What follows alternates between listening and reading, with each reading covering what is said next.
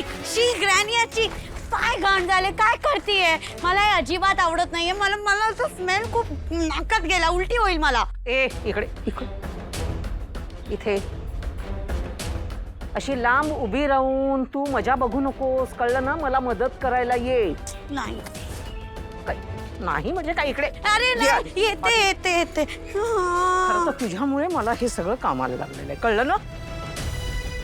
तू तो मूर्खपणा केलास आणि तो कागदाचा बोळा आहे तो तिथे टाकून दिलास एवढ्या कचऱ्यात. जरा ठेवला असतास तर.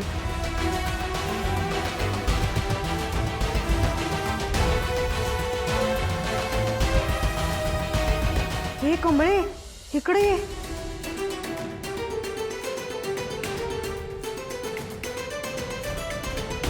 या कचरा कोंडाळ्यात काय उडकायल्यात? कडू आजीवर काय हे दिसायला का काय? इथं काय करायला लागले त्या? कमळे, चल बघूया. हे आपण नको यांच्यात पडायला. करायचं ते करू दे त्यासनी. अगं नाही, काय करायला ते बघायलाच पाहिजे. चल.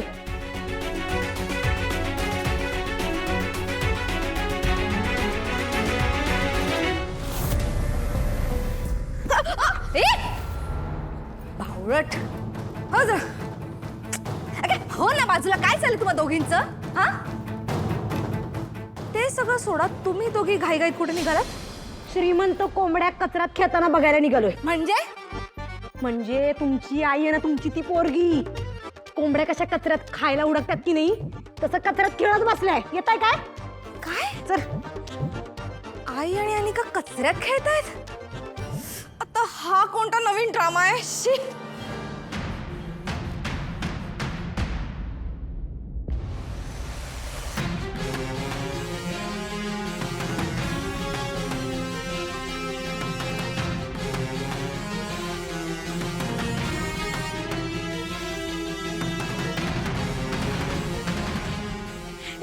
सापडली गौरी.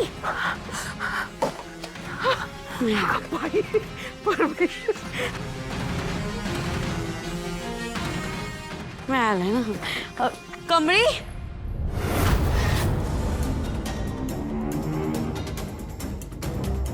आई हो काय? कडू आजी, अनिका, इथं कचऱ्यात काय करायला तुम्ही?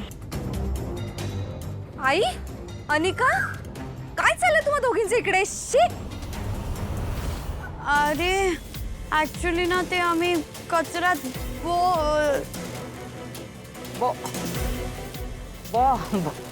बॉक्स ना ग. बॉक्स शोधत होतो. बॉक्स मध्ये चेन होती सोन्याची. आणि तुला माहितीये का, ती गोल्ड चेन ना मला माझ्या डॅडने गिफ्ट केलेली. म्हणजे माझ्यासाठी किती इम्पॉर्टंट असेल. पण चुकून माझ्याकडून ती मिसप्लेस झाली आणि आय गेस ती कचऱ्यात पडली आहे. म्हणून आम्ही शोधत होतो.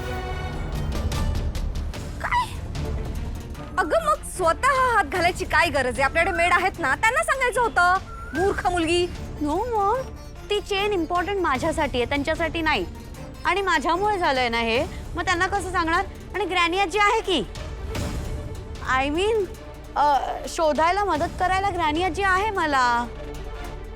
मी काय म्हणते, मला असं वाटतं खूप शोधलं आपण इथे. कदाचित तुझ्या बेडरूम मध्येच असेल. हा, तिकडे शोधलंच नाही आपण. हा पॉसिबल. बेडरूम मध्येच असू शकते. आणि मला ना खूप स्मेल येतोय. मी कधीची कचरा आहे ते शोधत. तर मग ना मी अंघोळ करून घेते. जा बा, नीट अंघोळ कर. हा, मग शोधू. हा. मी आहे ना तुझ्या मदतीला.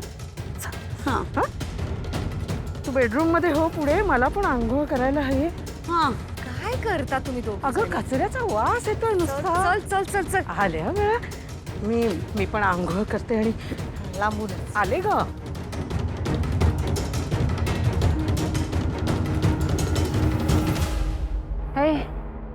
तू काय विचार करायला लागलेस?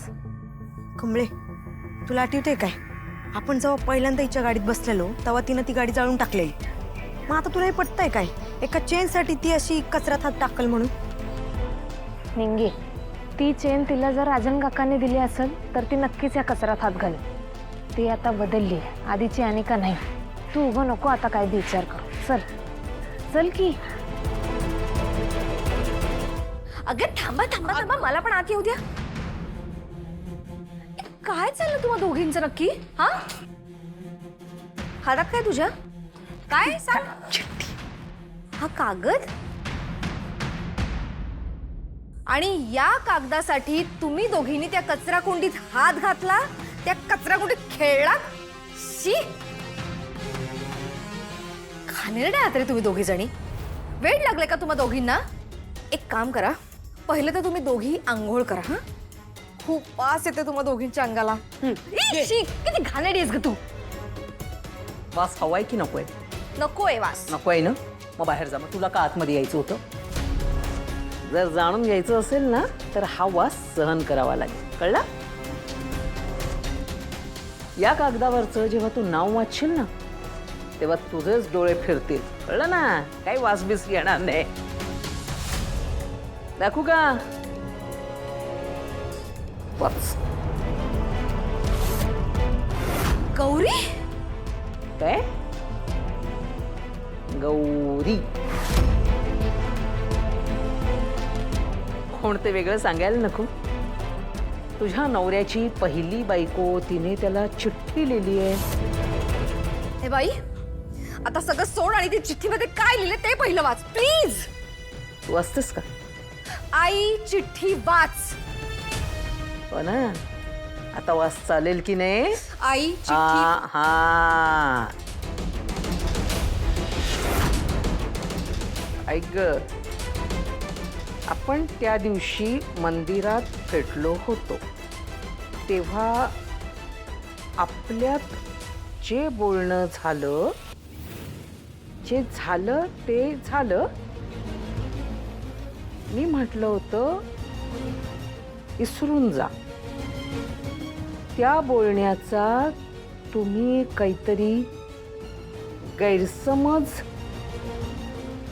करून घेतला आहे आणि त्याचा परिणाम तुमच्या तब्येतीवर झाला आहे.